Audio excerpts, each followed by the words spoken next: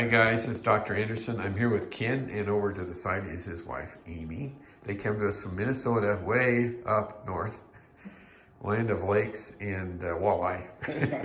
Lots of snow right now up there. But Ken comes in with a 25-year history of restless legs. But the interesting thing with his story is he's got neuropathy too. He's got restless legs / neuropathy. And so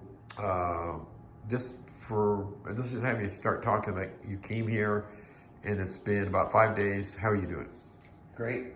Never been better than my expectations. Better, okay. And it's one leg. We did his left leg. Yes.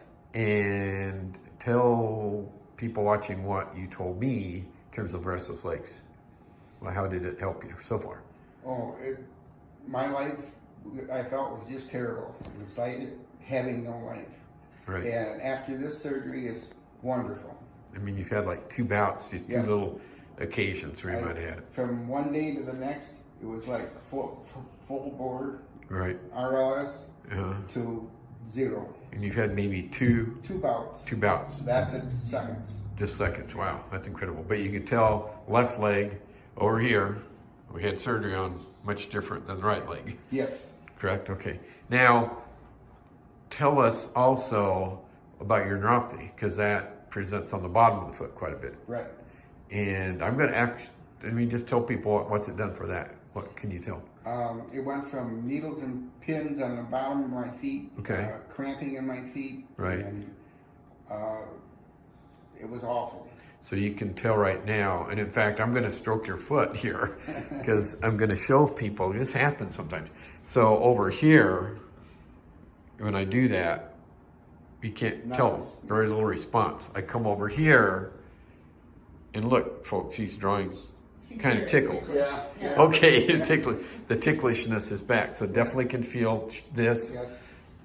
not over there. No. Okay, so that's another thing, folks. I want you to understand that a lot of people, there's a spectrum of having a lot of restless legs and very little neuropathy, but there are other people that might be like 30% neuropathy symptoms, 30% restless leg symptoms. And that's kind of more maybe where Ken's at. And let's talk to you, if you don't mind, about the weight gain, because you've substantially gained weight. I did a lot of weight. Taking medications. What you said, about 100 pounds?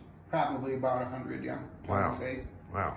Did you used to be more active and? Definitely.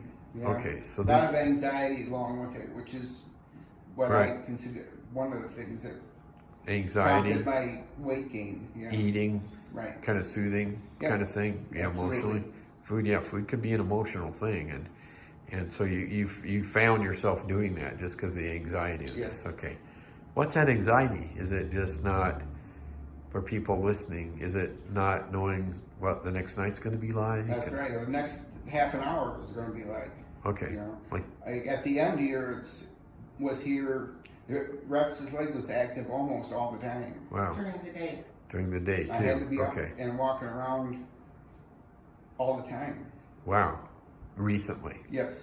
Wow. So it got to that point where you had to do that, right? I had to do something because it's not working any. None of the drugs are working. You got to feel out of control. Yeah. Like, I can't do this anymore. I'm totally out of control. Excellent. Not excellent, but you know, I'm glad it's working for you so well. I think that's it. I mean, just know, everybody, we did his right leg, and if you're new, these are little dressings that we have. Those little areas are areas of dry blood, which is fine.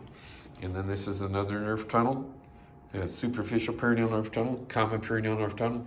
And this gets to a nerve tunnel in the back of the calf called the soleal sling tunnel. Those oftentimes are all the 3 tunnels that we open.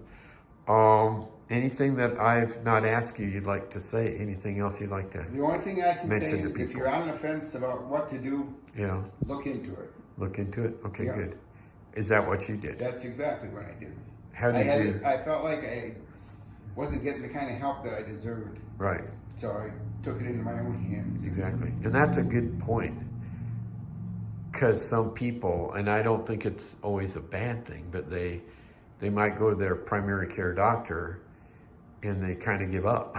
Yeah. If they counsel with that doctor, or maybe it's a neurologist, and they just say, oh, I guess that's it. There's nothing out there. And in fairness to those doctors, it's hard to keep up on all the new things that are happening out there.